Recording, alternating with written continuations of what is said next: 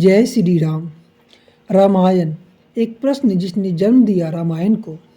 कल्पना कीजिए, अगर कोई आपसे पूछे क्या इस संसार में कोई ऐसा मनुष्य है जो हर गुण से पूर्ण हो, जो धर्म का पालन करता हो, सत्यवादी हो, वीर हो, दयालु हो और सभी प्राणियों के लिए हितकारी हो, क्या ऐसा मनुष्य कभी इस पृथ्वी पे हुआ है?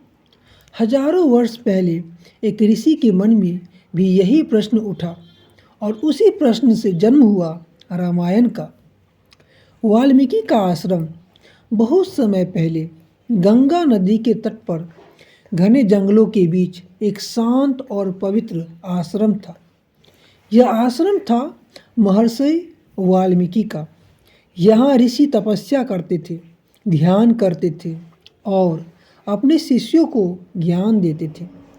सुबह होते ही आश्रम में वेदों की ध्वनि गूंज उठती थी। चारों ओर पंछियों का मधुर स्वर और नदी का शांत धारा एक दिव्य वातावरण बनाती थी।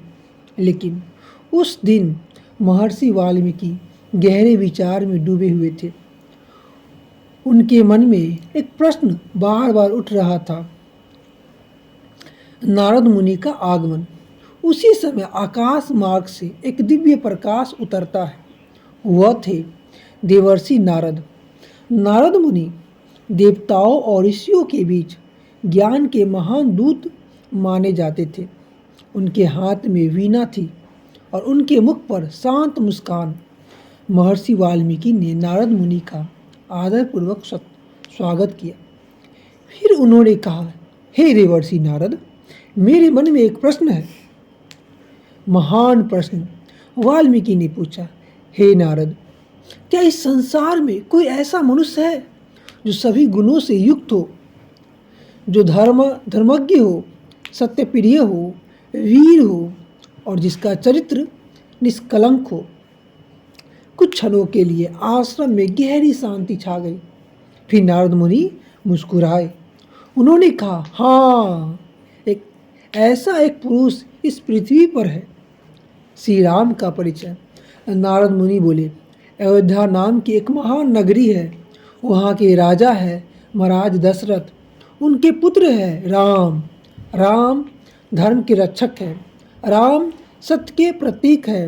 राम आदर्श पुत्र है, आदर्श भाई है और आदर्श राजा बनने वाले हैं। नारद मुनि राम के जीवन की अद्भुत कथा सुनाने लगे। भविष्य की झलक। नारद ने बताया, राम को वनवास मिलेगा, उनकी पत्नी सीता का हरण होगा, राम वानरों की सेना बनाएंगे और लंका के राजा रावण से युद्ध करेंगे।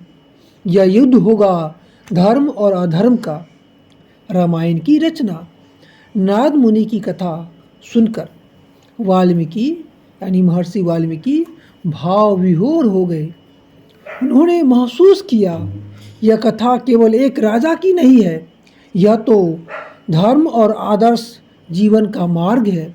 और उसी क्षण महर्षि वाल्मीकि ने संकल्प लिया, वे श्री राम के जीवन की इस कथा को एक महान ग्रंथ के रूप में लिखेंगे। और इसी प्रकार जन्म हुआ रामायण का। रामायण हमें सिखाती है, जीवन में सत्य, धर्म और करुणा ही मनुष्य को महान बनाते हैं। लेकिन कहानी यही समाप्त नहीं होती। एक दिन वाल्मीकि जंगल में गए और वहाँ उन्होंने देखा एक ऐसी घटना जिसने उन्हें रामायण का पहला श्लोक लिखने के लिए प्रेरित किया। वो घटना क्या थी, यही जानेंगे दोस्तों। अगले एपिसोड में इसके बारे में हम लोग जानेंगे। जय श्री राम।